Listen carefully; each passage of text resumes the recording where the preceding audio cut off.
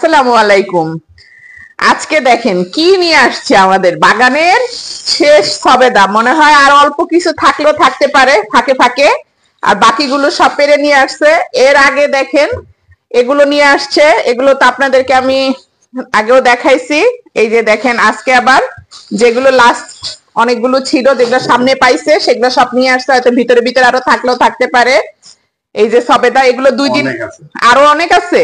ও, আপনার ভাইজানে বলতেছে আরো অনেক নাকি আছে। আলহামদুলিল্লাহ, মাশাআল্লাহ বলবেন সবাই। দেখেন এই যে এগুলা থাকতেলেই এই যে নরম হয়ে গেছে, দেখছেন? 1 দিন 2 দিন থাকলে এটা আস্তে আস্তে নরম হয়ে যায়।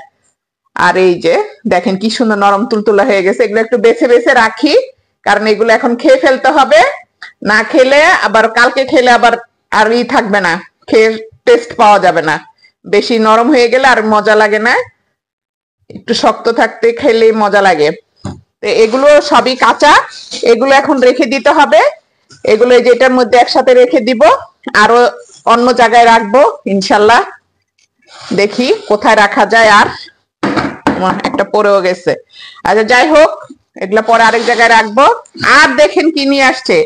এখন শীত, শীতের মৌসুমে আমাদের শুধু বাগানের এখন খালি সবজি আর সবজি। লাউ, টমেটো, ধনিয়া পাতা, পেঁয়াজ পাতা, ডাটা, সিম, এগুলাই দেখতে পাবেন। আপনাদেরকে দেখাইলে আমার মনে খুব খুশি লাগে। আমি বেশি আনতে দেই না, আমাদের নিজেদের জন্য অল্প অল্প আনতে দেই, যাতে আমাদের প্রতিদিনেরটা প্রতিদিন খেতে পারি। যেমন এটা আমরা কালকে সকালে রান্না করব, সকালে দুপুরে রান্নার জন্য।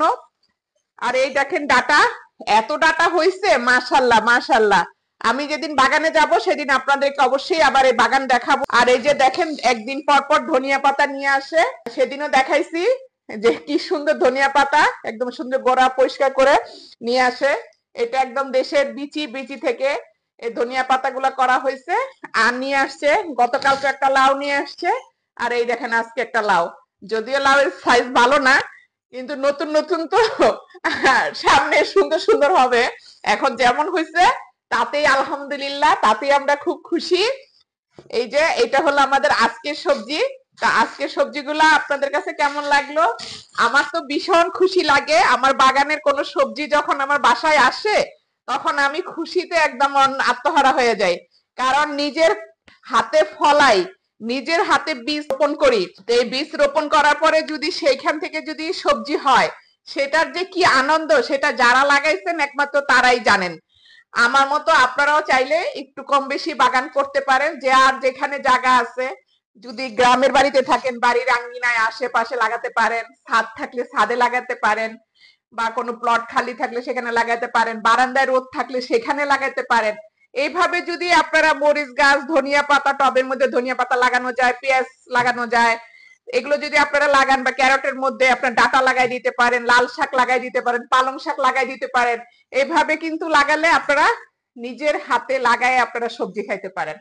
তো আজকে ভিডিওটা যদি আপনাদের কাছে ভালো লাগে, অবশ্যই লাইক কমেন্ট আর যদি পারেন শেয়ার করে দিবেন, খুব খুশি হব। আজকের মতো এখন বিদায় নিচ্ছি, সবাই ভালো থাকেন, আল্লাহ হাফেজ। আবার আসবো নতুন কোনো ভিডিও নিয়ে।